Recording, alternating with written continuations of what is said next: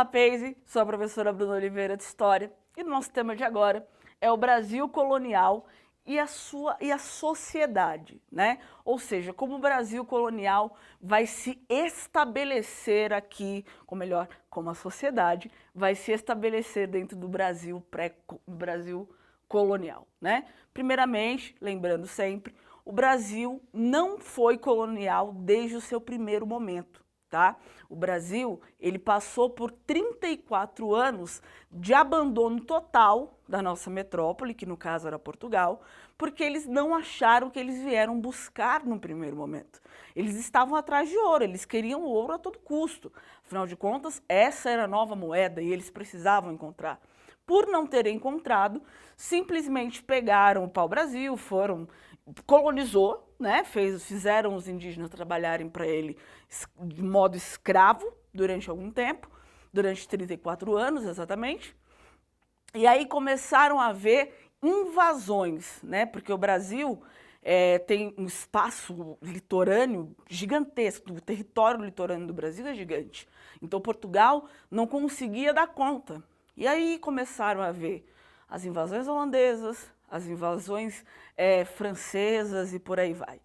E eu vou tratar com vocês um pouco sobre a mão invisível da Inglaterra para que Portugal chegasse ao Brasil, para que Portugal colonizasse, para a independência e quando o Portugal foi obrigado a vir para o Brasil em 1808, fugindo de Napoleão Bonaparte, né?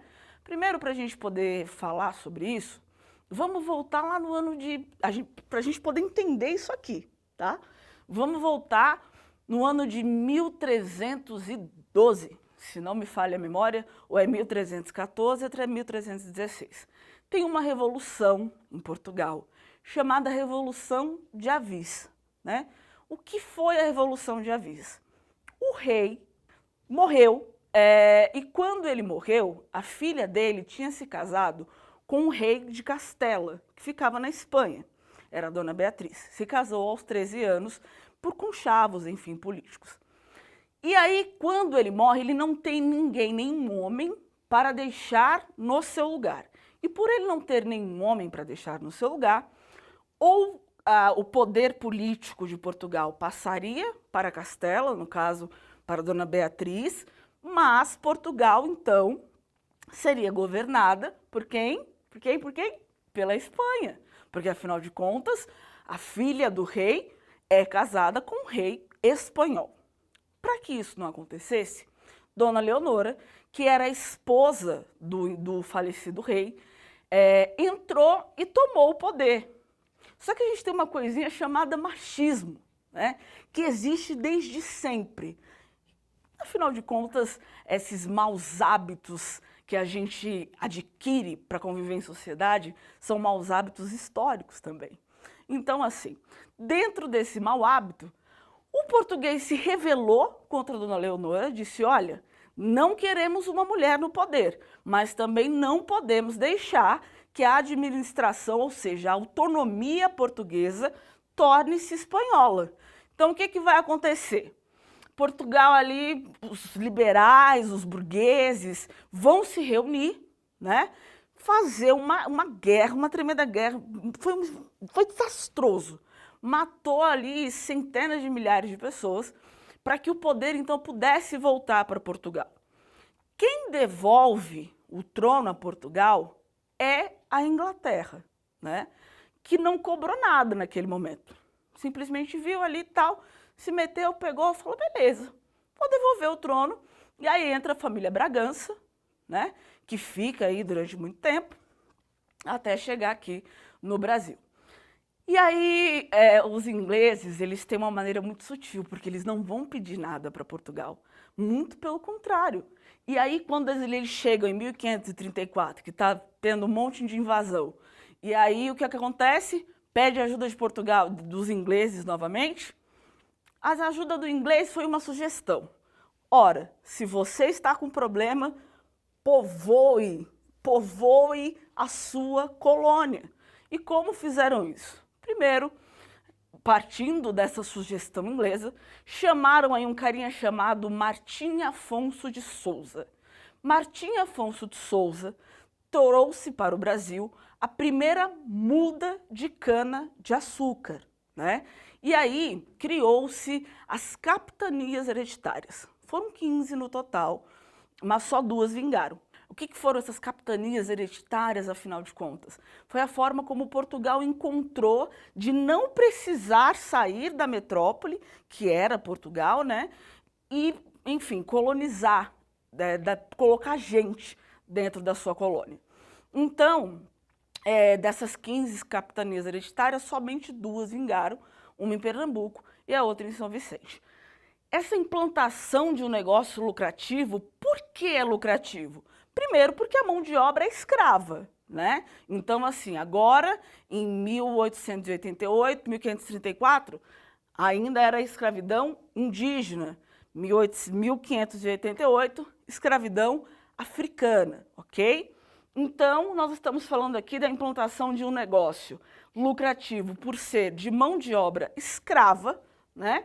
E vamos determinar aí onde vai ficar cada coisa. Bom, tem o engenho. O que vem a ser o engenho?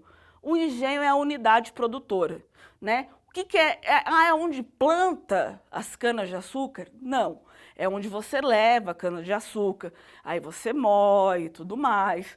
O engenho é onde fica basicamente, é o seu local de trabalho quando você tira as mudas de cana-de-açúcar, quando você colhe essa cana-de-açúcar, ok? E aí, uma coisa que é muito curiosa é o seguinte, vejam bem, como a gente já começa com o nosso, eu chamo de instinto de vira-lata, né? De gostar, de depender de outras pessoas. Porque a gente, Portugal se organizou muito mal para poder colonizar o Brasil, e eles tinham engenho, eles tinham a mão de obra, eles tinham o produto, mas eles não tinham as técnicas de refinamento. Então, o que nós fazíamos para que esse refinamento acontecesse? Nós mandávamos o açúcar que colhíamos para a Holanda, vendíamos para a Holanda já a um preço bem mais baixo do que o de mercado, a Holanda refinava esse açúcar, devolvia para Portugal, só que Portugal para o Brasil, né? Só que nós tínhamos que pagar uma pequena taxa, porque eles refinaram, e nós tínhamos que pagar uma pequena taxa, porque eles refinaram, nós tínhamos que pagar para que eles refinassem e tudo mais, e pagar para receber o produto final. Por quê? Porque Portugal não se organizou para que tudo acontecesse dentro do Brasil. Não tinha essa unidade produtora, né, dentro do Brasil. Então, esse mercado interno colonial, ele é muito fraco, né? Ou seja, não tem aí uma coisa que você possa garantir com certeza que o produto vai sair de um lugar, vai ser refinado no Brasil e vai ser vendido no Brasil a um preço justo. Muito pelo contrário, nós fazemos o quê? Nós pegamos a muda de açúcar, nós mandamos para fora, nós compramos de volta a um preço muito mais alto e aí deixamos a cana-de-açúcar, o açúcar, enfim, que naquele momento nós chamamos essa sociedade aqui do Brasil colonial, nós chamamos de sociedade do açúcar, né? E começamos a dar força aí aos engenhos, mas não a pensar em novas formas de fazer com que esse modelo que eu expliquei para vocês, que tem que ir para fora e voltar, deixasse de acontecer. Entende isso? Então, resumo da aula, que eu acho que foi bem concisa e bastante precisa para você que está aí do outro lado, é a forma como Portugal deixa o Brasil haver navios até 1534, a Revolução de Avis, que tinha a mão invisível da Inglaterra, que vai se estender até o período de independência do Brasil, né? Isso porque a Inglaterra é que vai pressionar muitíssimo o Brasil para que a escravidão acabe. Ah, os ingleses são tão bons. Não, Não é por isso. É porque lá eles já tinham abolido a escravidão. Eles estavam num sistema capitalista. Então não convinha que Portugal continuasse num sistema escravocrata, que eles não tinham que pagar pela mão de obra. Porque, afinal de contas, os europeus naquele momento tinham que pagar pela mão de obra. Perdão, os ingleses, né? Então, palavras-chave para vocês entender aí o que é essa sociedade do açúcar, né? Esse negócio pouco lucrativo. Pouco lucrativo? Não, muito.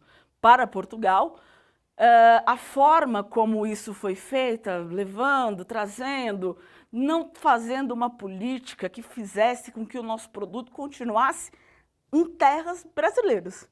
Bom, é isso. Espero que vocês tenham gostado. Tamo junto. É nóis.